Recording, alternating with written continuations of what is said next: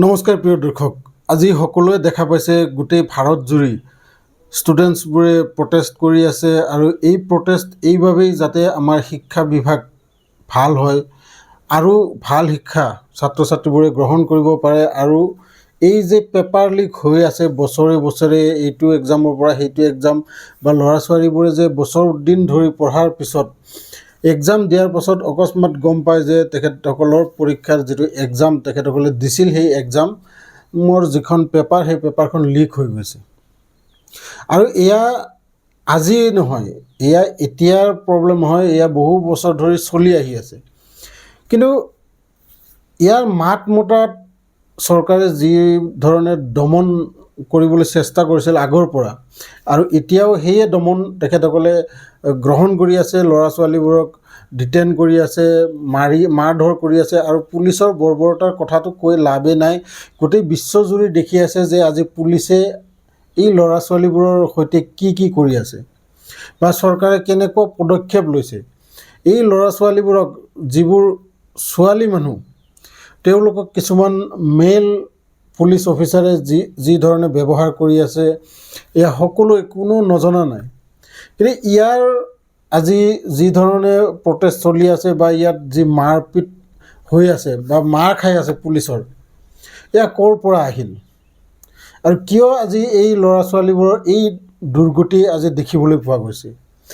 এয়া দেখিবলৈ পোৱা গৈছে মাত্ৰ 10,000 5,000ৰ লোভত এই ফেমিলিৰ মানুহবোৰে যে ভোট দিয়ে, এই ভোটৰ যি ঋণ, এই ঋণ আপোনাৰ ল'ৰা ছোৱালী আজি পৰিশোধ কৰি আছে। আমাৰ আৰু এটা স্বভাৱ হৈ গৈছে যে যেতিয়ালৈকে নিজৰ ঘৰত কোনো বিপদ নাহে তেতিয়ালৈকে আমি অন্যৰ বিপদত সহায় কৰিবও নাযাওঁ, অন্যথা আমি হাঁহোঁ যে সেই ঘৰখনত এনেকুৱা হৈ আছে। আৰু এতিয়াও ঠিক তেনেকুৱাই অৱস্থা আমাৰ দেশত। যিবোৰ ল'ৰা ছোৱালীয়ে গম পাইছে, বুজি পাইছে, তেখেতসকলে ৰাস্তাত ওলাই আহিছে। যিবোৰ মাক দেউতাকে বুজি পাইছে তেখেতসকলে নিজৰ ল'ৰা ছোৱালীকো ৰাস্তালৈ লৈ আহিছে, ইয়াৰ বিৰুদ্ধে দুই এষাৰ মাত মাতিছে। কিন্তু যিসকলে বুজি পোৱা নাই বা যিসকলে বুজিবলৈ চেষ্টা কৰা নাই তেখেতসকলে পিছত গম পাব, যেতিয়া হাজিৰা কামলা কৰি মানুহৰ পৰা ঋণ লৈ ঘৰৰ যি মাটি বিক্ৰী কৰি ল'ৰা ছোৱালীক হোষ্টেলত পঢ়ুৱাই আৰু তাৰ পাছত যেতিয়া গম পাব যে সেই ছোৱালীজনীক ইমান বছৰ ধৰি পঢ়ুৱাই যি পৰীক্ষা দিছিল ডক্টৰ হ'বলৈ, সেই ডক্টৰ হোৱাৰ যিখন পেপাৰ সেই পেপাৰখন লিক হৈ গৈছে, তেতিয়া সেই মানুহবোৰে গম পাব যে তেখেতসকলৰ লগত আচলতে কি ভুলটো হ'ল। গতিকে সময় থাকোঁতে আজি আপোনালোকে এই যিটো প্ৰটেষ্ট চলি আছে ইয়াৰ সমৰ্থন কৰক। দেশ জুৰি যোনে যেনেকৈ পাৰে সমৰ্থন কৰক, ছ'চিয়েল মিডিয়াৰ থ্ৰুৰে হওক বা আপোনালোকে নিজেই ফিজিকেলি গৈ হওক, এবাৰ দেখা দিয়া হওক, এই ল'ৰা ছোৱালীবোৰক সান্তনা দিয়ক। আজি ল'ৰা ছোৱালীবোৰে কি বিচাৰিছে? কেৱল মাত্ৰ বিচাৰিছে এই ধৰ্মেন্দ্ৰ প্ৰধানৰ ৰিজিগনেশ্যন। আৰু মোদী চৰকাৰ যিখন 56 ইঞ্চিৰ বুকু লৈ তেখেতে আজি ক্ষমতা হোৱা নাই যে এই ধৰ্মেন্দ্ৰ প্ৰধানক ৰিজাইন কৰাবলৈ। এই ধৰ্মেন্দ্ৰ প্ৰধানে যেন কি বিজেপিৰ এনেকুৱা গুপ্ত কথা কিছুমান লুকাই ৰাখিছে যিটো তাক বহিষ্কাৰ কৰি দিলে বিজেপিৰ পৰা যেন সি সকলো উজাগৰ কৰি দিব। এয়া কিহৰ ভয় নৰেন্দ্ৰ মোদীৰ নাজানো। এক মাহে চলি অহা এই প্ৰটেষ্ট যন্তৰ মন্তৰত বিজেপিৰ এটা দলেও সমৰ্থন নজনালে বা এবাৰ গৈ তেখেতসকলৰ লগত কথা পতাৰ তেখেতসকলে চেষ্টা নকৰিলে। অন্যথা তেখেতসকলে এই গদি মিডিয়াৰ জৰিয়তে বা অন্য যিবোৰ ইনফ্লুৱেঞ্চাৰ আছে, ইউটিউবাৰ বা ফেচবুকত যিসকলে কাম কৰি আছে, তেখেতসকলক পইচা দি এই যিটো প্ৰটেষ্ট, ইয়াৰ যি উদ্দেশ্য, এই উদ্দেশ্যক তেখেতসকলে অন্য লাইনত নিবলৈ চেষ্টা কৰিছে। যেনে টুকৰে টুকৰে গেং বা পাকিস্তানী, খালিস্তানী, এইবোৰ চাইনাৰ এজেণ্ট, এইবোৰ কৈ তেখেতসকলে মানুহবোৰক অন্য দিশলৈ নিবলৈ চেষ্টা কৰিছিল। কিন্তু তেখেতসকলে আজি যিটো জেনেৰেশ্যনৰ এটা গেপ চলিছে, চৰকাৰৰ মানুহবোৰৰ বয়স কিমান? 70 বছৰ, 50 বছৰ বা 45 বছৰ। আৰু এই ল'ৰা ছোৱালীবোৰৰ বয়স কিমান? 16, 17, 18 এনেকুৱা বয়সৰ ল'ৰা ছোৱালীবোৰ। আৰু এই জেনেৰেশ্যনৰ যিটো গেপ, এয়া বুজিবলৈ আজিকালি নিজৰ মাক বাপেকে নিজৰ ল'ৰা ছোৱালীক ভালকৈ বুজি নাপায়, কাৰণ যি জেনেৰেশ্যন আজিকালি চলি আছে। আৰু চৰকাৰেও এই ভুলটোৱে পোনপ্ৰথমতে কৰিছে। তেখেতসকলে যিবোৰ ছাত্ৰ ছাত্ৰীয়ে খুব পিচফুলি এই আন্দোলন চলাই আহিছিল আৰু তাত ভাগ লৈছিল সোনম ৱাংচুক ছাৰ। আৰু সোনম ৱাংচুক এনেকুৱা এজন ব্যক্তি যাৰ পৰিচয়ৰ কোনো দৰকাৰ নাই। সেই মানুহজনে অনশনত বহে, তথাপি চৰকাৰে এদিনো এয়া নাভাবিলে যে এবাৰ তাত গৈ তেখেতসকলক খবৰ লৈ আহোঁ বা তেখেতসকলৰ লগত কথা পাতি আহোঁ।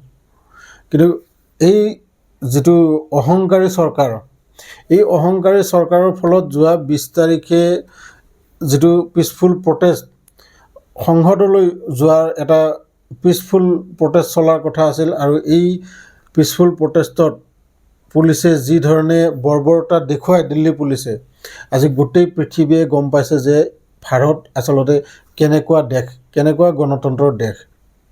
এয়া কাকো বুজাবলৈ দৰকাৰ নাই বা কাকো জনাবলৈ দৰকাৰ নাই। তাৰপিছত যি ধৰণে এই ল'ৰা ছোৱালীবোৰৰ যিটো জেনেৰেশ্যন গোটেই দেশজুৰি যেনেকুৱা এটা বিৰোধ প্ৰদৰ্শনৰ সৃষ্টি কৰিছে, গোটেই ৰাজ্যৰ পৰা হাজাৰ হাজাৰ ল'ৰা সেই দিল্লীলৈ যিদিনা গম পাইছে মাৰপিট, তাৰ পিছদিনাই যোৱা আৰম্ভ কৰিছে। আৰু এতিয়ালৈকে এই ল'ৰা ছোৱালীবোৰ তাৰ পৰা লৰচৰ হোৱা নাই। কোনোবা গৈ আছে, এজন গৈছে যদি দুজন আহিছে, দুজন গ'লে 4জন আহিছে। এই যিটো ভিৰ, এই ভিৰ আজি দিল্লীত এনেকুৱা অৱস্থা হৈ গৈছে, কণ্ট্ৰলৰ বাহিৰ হৈ গৈছে। তাৰপিছত এই অভিজিত দীপকে যিটো কক্ৰজ জনতা পাৰ্টি, তেখেতসকলৰ যি টীম, তেখেতসকলে আহ্বান কৰিছিল যে আজিৰ দিনটো, আজি 24 তাৰিখ, আজিৰ দিনটোত গাঁৱে গাঁৱে য'তে যেনেকৈ পাৰে 10জনে মিলি হওক, 15জনে মিলি হওক, এটা শান্তিপূৰ্ণভাৱে প্ৰটেষ্ট চলাবলৈ তেখেতসকলে আহ্বান কৰিছে। আৰু এয়া ইতিমধ্যে ৰাতিপুৱাই গম পোৱা গৈছে যে দেশজুৰি কিমান ঠাইত এনেকুৱা পিচফুল প্ৰটেষ্ট চলি আছে। ইয়াৰ মাজতে কিছুমান হিংসা প্ৰদৰ্শনো আমি দেখিবলৈ পোৱা গৈছে। বিহাৰত, স্পেচিয়েলি বিহাৰত এনেকুৱা দৃশ্য কিছুমান দেখিবলৈ পোৱা গৈছে, যিবোৰ ভিডিঅ' মই আপোনালোকক আগতেও দেখুৱাইছোঁ আগৰ ভিডিঅ'বোৰত।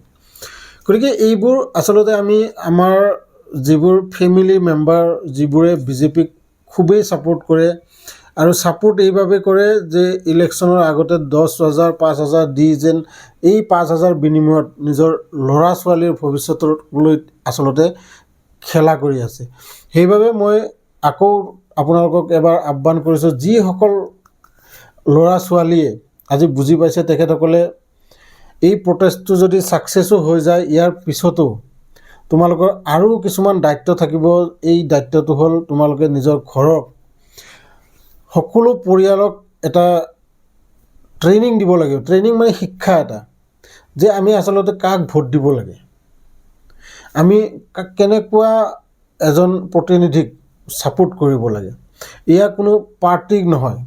পাৰ্টিক যিবোৰ মানুহ লেখা পঢ়া নাই বা বুৰ্বক টাইপৰ মানুহ, সেইবোৰ মানুহেও পাৰ্টিৰ নামত উঠিলে কেতিয়াবা জিকি যায়। কিহৰ কাৰণে? এয়া আমাৰ দেশপ্ৰেম নহয়, এয়া হ'ল পাৰ্টি প্ৰেম। আৰু এই পাৰ্টিৰ প্ৰেম যেতিয়ালৈকে থাকিব, তেতিয়ালৈকে আমাৰ দেশত এনেকৈ প্ৰটেষ্ট হৈ থাকিব বা আমি এনেকৈয়ে চৰকাৰৰ শোষণ হৈ থাকিব লাগিব। আজি কোনজন মন্ত্ৰীৰ ল'ৰা ছোৱালী ভাৰতত পঢ়ে? তেওঁলোকৰ জীৱনৰ কোনো সীমাহীন টকা, তেওঁলোকৰ কোনো অভাৱ নাই। এই ল'ৰা ছোৱালীবোৰ গৈ বিদেশত পঢ়ে, তাতে তেখেতসকলে ছেটেলো হৈ যাব, বা যেতিয়া দেউতাকৰ ৰিটায়াৰৰ সময় হ'ব, তেতিয়া হয়তো ল'ৰা থাকিলে ল'ৰাই আহি সেই দেউতাকৰ ভাৰ চম্ভালিব। আপোনালোকে ইতিমধ্যে যিমানবোৰ নেতা আছে, তেখেতসকলৰ ফেমিলিৰ এনেকুৱা ছিষ্টেমবোৰ আপোনালোকে দেখি আছে। গতিকে বহুত দিশলৈ যাব, কৈ থাকিবলৈ মই শেষ নহ'ব আজি এই বিষয়ত যদি মই কৈ থাকোঁ। কিন্তু মই আহ্বান কৰিম আপোনালোকে শান্তিপূৰ্ণভাৱে প্ৰটেষ্ট চলাওক। আৰু যোৱাকালি ৰাতি নৰেন্দ্ৰ মোদীয়ে যিবোৰ ভাষণ দিছে, এটা ভিডিঅ'ৰ জৰিয়তে তেখেতসকলে কৈছে যে ফাষ্ট ট্ৰেকত এইবোৰ কেছ চলোৱা হ'ব। কিন্তু আমি আজি আদালতৰ যিবোৰ কাণ্ড কাৰখানা, এইবোৰ আমি সকলো গম পাওঁ। আজি এই জেন জি বুৰ্বক নহয়, এখেতসকলে পঢ়ে লিখে, বাহিৰা সকলো তেখেতসকলে খবৰ ৰাখে। গতিকে এওঁলোকক আৰু বুৰ্বক বনাই লাভ নাই। এওঁলোকে যি বিচাৰিছে এয়া আপোনালোকে মানি লওক, এয়া মোৰ চৰকাৰক আহ্বান।